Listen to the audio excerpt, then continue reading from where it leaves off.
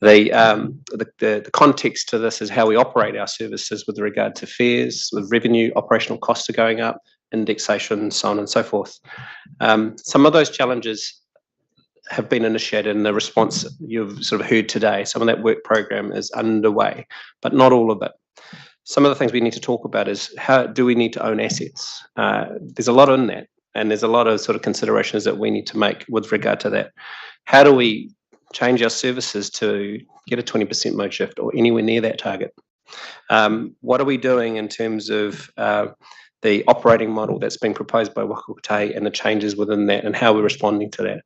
So some of these things are very much in your staff's minds when they go to bed, when they look at buses, when they read articles, and they do that. So to answer your question, Councillor Thompson, I do think we need a conversation around this wicked problem, and how do we drive a direction through this committee and other committees with regard to the passenger transport service in the Bay of Plenty, and things like the on-demand trial are part of those measures. So what I wanted to talk about here was I was actually involved in the initial business case for this particular project. It's called PT Futures. It was run out of the Environment Canterbury by the passenger transport team. I was in Waka Kotahi at the time, and that was a good 4 to 5 years ago. It's taken that long for this particular type of improvement to hit the ground. So I want to give you a sense of the urgency I'd like to drive around our delivery program and our implementation program for some of these measures. To be blunt, I don't think we have time to waste. We need our planning to get underway. The passenger transport services business case is critical in this respect. Integration with TSP, so on and so forth. There's these challenges in front of us. So I'd like to really put that in front of you and perhaps a conversation in a more strategic sense, more informally perhaps, would be good to get some sense of the order and priority that this team in front of you are going to devote their efforts to. And I just wanted to lay that out because to me, that's why I came here. Because this is interesting and it's complicated, but there are opportunities if we really grip them up. Now, I'd like your help in that, and I'm really just issuing you a bit of a challenge to some degree, that to say, look, can we have a look at this and present to you a way of getting to there, and then we can talk about how to do that and what you'd like us to concentrate on. So that was my update. I don't intend to go into any more details, but I'm happy to take questions, or even out of this context and out of this meeting, prepared to chat over a cup of coffee. Thank you, Mr. Chair. Mayor Denyer. Mr. Chairman, I'm not sure how you want to deal with this, but if it's helpful, I'm happy to move that we perhaps have a workshop that Mike can present to, and we can have a full and frank discussion on the wicked problems, as Paul has said. If that's the way you want to handle it, then as I say, I'm happy to move. Yeah. So we can't make decisions or recommendations on this item. We can only refer it to the next meeting. But that said, I think if we made a clear intention that it was the will of this committee that we held a workshop on it, then while we can't recommend it as such, we can make it happen. Councillor Shirley. Shirley. I buried him. Thank you, Chairman. I guess my question is, what's the biggest obstacle to this reset? And in saying that, I understand recently Waka Kotahi changed the rules, which has given greater flexibility and devolved more flexibility, which is obviously critical because it was just a prescribed and flexible sort of model previously. So it's a new opportunity in that regard. But what, in your view, is the biggest obstacle to actually doing this? I could be blunt. It's strategic direction. We need a vision. We need strategic leadership towards that vision, a partnering approach to deliver on it. Your staff and the people that work in your organisations have the capability and the wherewithal to get it done. We want some strategic leadership to be clear so that we can get on with delivering on it. Thank you. Well, I'd certainly support a workshop. I guess my question is, how does this visioning and strategic direction fit in with TSP, which seems to be heading off at a rate of knots, and we've got very little say in it?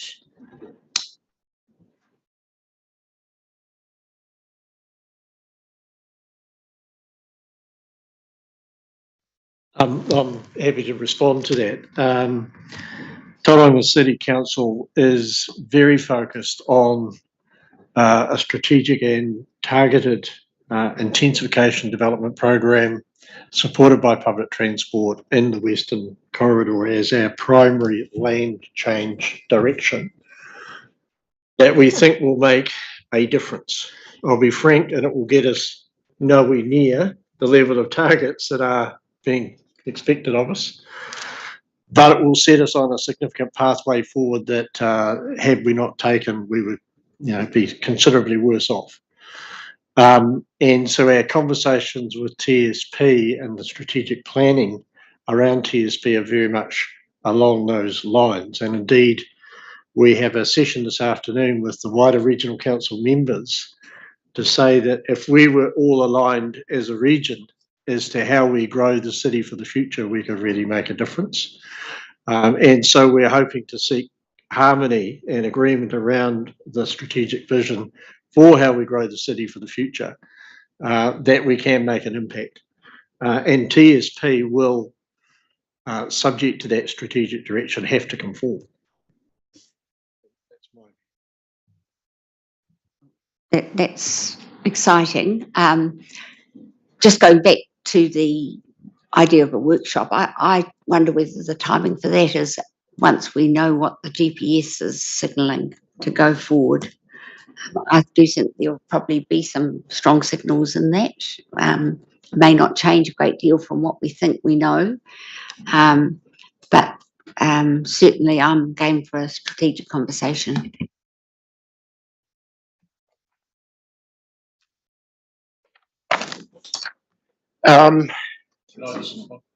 Yeah, go on. Yes, the GSP can be important, but I would have thought what we're talking about here would be totally consistent with that broad direction. And my note of caution would be to not wait for the GSP, because while it's been delayed a few months now, with what's going to happen in October, any government's going to be dragging their feet and sitting on their hands in terms of the GSP. It's going to become a real lightning rod with the forthcoming general election. So, and who knows what changes may occur, we can't guess that. So I don't think we want to put it off because of the GSP. I think that would be bad. This stuff's too important. GPS. Councillor Thompson. Yeah, well, Mr. Chairman, I certainly support a strategic discussion around challenges and opportunities. Just bearing in mind that the Regional Public Transport Plan does provide quite significant strategic direction. Where I think we're failing is on an implementation program. And we just keep coming up against this brick wall in terms of time and time again. So I think in this particular sub-region, I think it behoves all of the elected people to be involved in these discussions. In terms of, I think, Stephen, you're flagging that, the City Council's needing a commitment to the Western Corridor rapid transit from Mount through Cameron Road to Auriko and, thousands and thousands of more households. That's a discussion we're going to be having this afternoon. But I certainly think that we need the discussion. But Mike, as far as I'm concerned, it's that kind of where the rubber hits the road. So once we've firmed up on whether we agree or not in terms of the Western strategy, then I think it's all about implementation. And we cannot let politics. Once we've agreed to that, we've just got to stick with it and go with it, in my humble opinion. For you, Mr. Chair, one of the successes of the PT Futures business case in Canterbury was their alignment in governance around the intent to move forward. Waka Kotahi was not interested in investing any kind of time or effort unless there was a strong local partnership. And I think one of the key success factors was the partnership element in that respect. It took time and a lot of discussions, but I think that was a key success factor.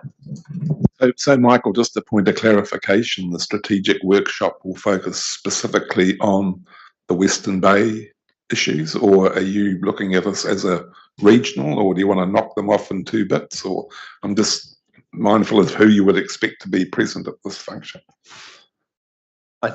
Through you, Mr. Chair, I think this is a regional conversation. There is a massive density of conversation that happens within that Western Bay, granted, but there are things like on demand that are applicable across the region, which we may trial in this area here. So there are definitely region-wide issues, and I think that comes down to our customer segmentation conversation earlier. We do different things for different people, for different communities, and that's the kind of passenger transport service we should be offering, and that's a regional conversation.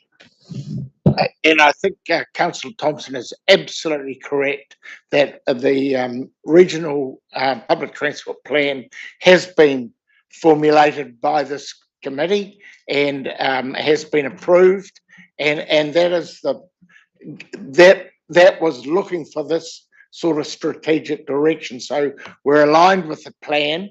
We need an implementation model to go with it, and that's what you're proposing in your. So I think it would be really helpful for us to workshop how we actually get from having the plan, which was highly aspirational, into the implementation of some practical outcomes, so that we can go ahead at pace. Any further comments, questions? In terms of the composition of the workshop, would you like to have I know there's a bit of cross-pollinisation, and a lot of the people sitting around the table here today are also heavily involved in the Regional Transport Committee, but would you like to kill 2 birds with 1 stone and extend the invitation to members of the RTC to join that workshop? Personally, I think it makes absolute sense. I think everyone's got to hear the same message. Yeah. Yeah, we can have a combined meeting. Yep. All right. So, do we have to? We don't need to make any recommendation on that. That you've got the tone that we're looking for. Look, just in closing, thank you everybody for the manner that you've come to this meeting, and I think it's a positive attitude. Thank you. It was Sarah, wasn't it? Thank you, Sarah, for coming. Do you want to say anything before? I know you're 4 weeks only into the job, but if you did want to say something and tell us that you'll give us a few million, that would be appreciated. No, I just wanted to thank you for inviting me along, and it's been a really interesting conversation to listen in on. It's given me a really good overview of what's happening in the region, and really appreciate, Michael, in particular, your leadership in trying to create that strategic plan. You're right in the fact that, Waka Kotahi really likes to see some concerted effort in how things are actually going to be implemented. So, yeah, really keen to keep an eye on that and how it progresses. But yeah, thanks. Lovely to meet you all. And feel free to reach out individually if there's anything, especially around the RLTP process and planning. I'm going to be looking at quite an overview process on that, and partnering with you on the development. So yeah, feel free to connect with me. Thank you. Thank you. So with that, I will declare the meeting closed and just remind you that